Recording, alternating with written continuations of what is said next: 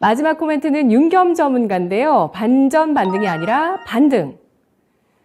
그러니까 기술적인 반등이라는 말씀이시죠? 네, 뭐 당연히 뭐 이제 저점 구간이고 과대 낙폭이고 코스피도 상당히 이제 기업들의 퍼가 PER이 많이 지금 뭐 수치상 지금 오히려 저평가되고 과대 낙폭 구간은 맞습니다. 또 우리 코스피가 지금 뭐 어떠한 이제 고전을 면치 못하고 지금 뭐 명예적인 부분을 봐서 또 꼴찌를 달리고 있는 그런 뭐 전반적인 상황인데요. 일단은 이제 아까 전에 신기수 전문가께서도 말씀하셨지만 어떠한 이제 단기 반등에 의해서 차익 실현을 할 때라고 또 언급도 하셨지만 저도 거기에 동의하고요.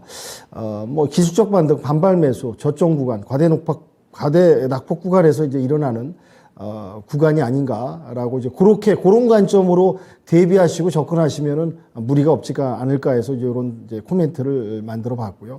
일단 뭐 골드만삭스 미 증시 같은 경우 골드만삭스 CEO가 경기 침체를 또 예고를 했습니다. 뭐 이게 중요 인사죠.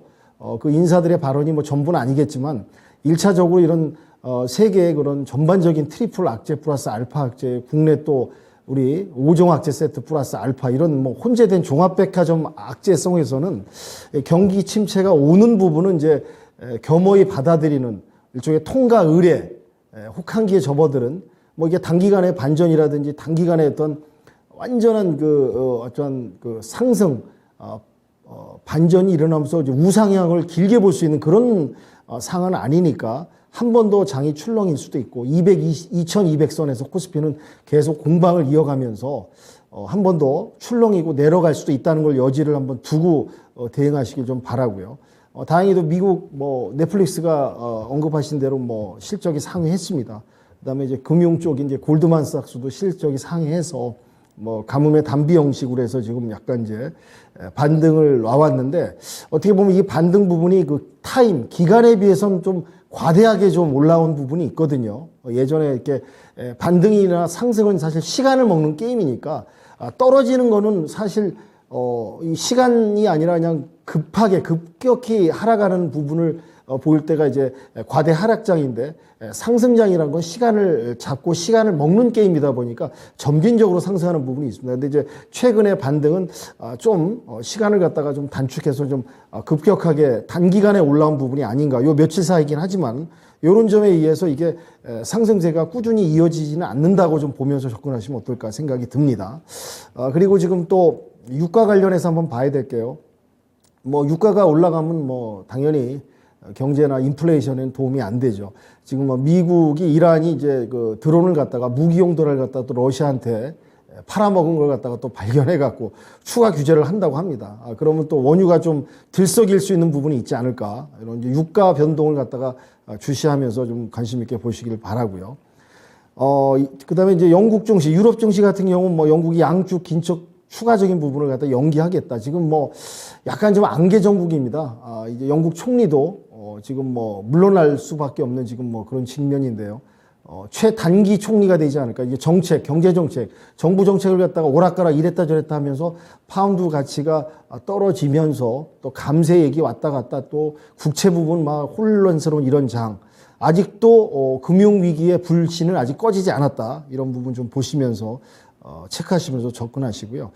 중국 증시도 한번 봐야죠. 지금 뭐 GDP 발표를 지금 연기했습니다. 지금 뭐 썩 좋지는 않죠. 지금 뭐 중국 내부 경제 상황도 지금 뭐 계속 코로나 정책, 봉쇄 정책을 유지하다 보니까 이게 뭐 순환이 되고 뭐 내수 부분이라든지 이게 성장 부분이 원활하겠습니까? 거기는 이제 전 당대회 이런 부분이 이제 중요하고 시진핑이 또 연임하고 이런 부분에서 정치적으로 지금 이렇게 정치적인 부분을 갖다 더 강조하면서 끌고 가려는 게 아닐까. 이런 부분이 이제 경제 여파에 미치면서 이게 또 주가 증시에도 또 영향이 있으니까요. 이런 부분이 중국 증시의 변수다. 그리고 또 이제 이 중국 같은 경우 이제 부동산 문제가 아직도 불씨가 있습니다. 헝다그룹. 그때도 이제 뭐 부도 직전에 맞고 어떻게 봉합은 했으나 아직도 이런 부분. 부동산이 지금 만약에 흔들린다 그러면 이게 여파가 또 연쇄적으로 경제에 미치는 영향이 있기 때문에요. 그러니까 전반적으로 모든 각국이 좀 불씨가 완전히 꺼지진 않았다. 꺼진 불도 다시 보자라는 식으로 경제 부분 증시 상황을 접근해야 될 것 같고요. 그 다음에 또 이제 증시 변수로서는 저는 봤던 게 이제 러우 전쟁, 지금 뭐 이 출구 전략 얘기도 나오고 있는데요. 워낙 푸틴이 변수 인물이라 또 어떤 카드를 들고 나올지 모릅니다. 그리고 또 이제 이스라엘이 또 우크라이나를 우회적으로 지원하려는 부분이 또 나오고 있고요. 지금 뭐 징집설이나 뭐 여러 가지 부분에서 국내에서도 여론도 안 좋고 지금 뭐 러시아가 좀 썩 좋은 상황은 아니죠. 어떤 카드가 또 나올지 모르니까 물론 빨리 전쟁이 종료가 되면서 이게 반전이 돼서 증시 반전의 트리거가 돼야 되는데 아직은 또 안심할 때가 아니다라는 부분하고요.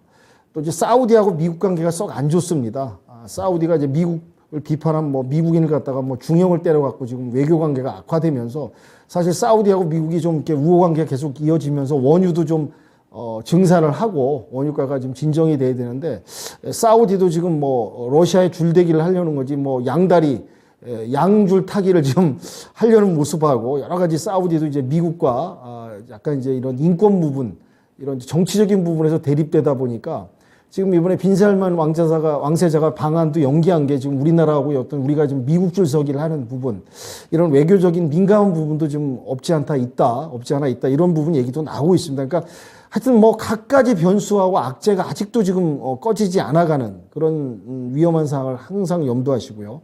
뭐 국내 증시 같은 경우 지금 미국 인플레이션 법안에 의한 그 우리 자동차 이 좀 지원금이 나와야 되는데 이게 지금 유럽 쪽에서만 뭐 생산하는 쪽으로 좀 지원을 하겠다는 얘기가 지금 그쪽으로 좀 귀결돼서 이것도 지금 자동차 관련주에서 어떻게 움직일 것인가 한번 좀 깊이 좀 들여다봐야 되지 않을까. 이게 지금 만약에 진짜 지원이 안 되는 거로 종료가 된다 그러면 이거 좀 심각하죠. 자동차 관련주들이 수혜를 받아야지 뭐 원가 부분이 도움이 되고 판매가 되고 그게 실적에 의해서 증시 주가에 도움이 되는데 이것도 상당하게 좀 신경 쓰면서 봐야 되지 않을까 생각됩니다. 그다음에 방산주는 뭐 연일 북한이 뭐 미사일 쏴대고 지금 뭐 또한 지금 뭐 북한도 지금 뭐 지금 답답하고 지내도 지금 힘든 상황이다 보니까 도발을 해서 관심을 끌기 위한 저런 액션이 아닌가. 여튼 뭐 방산주 움직임이 좀 있습니다. 방산주들이 그동안 많이 이제 올라갔던 부분을 이제 반납하고 뭐 대내 증시에서 내려왔는데 방산주도 좀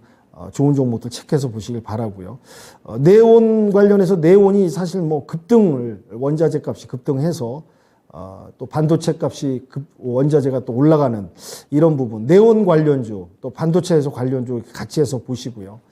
또 뭐 정부가 주식 양도세를 유예하는 법안을 갖다가 뭐 도입하려다가 여러 가지 이제 각 뭐 정당 전 정권하고 이렇게 뭐 혼재되는 여러 가지 그런 이해관계가 충돌해서 지금 이게 또 이제 제대로 정착하지 못하는 이런 부분도 좀 증시에 썩 도움이 되지 않는 부분이다라는 부분을 좀 체크를 해 보시고요.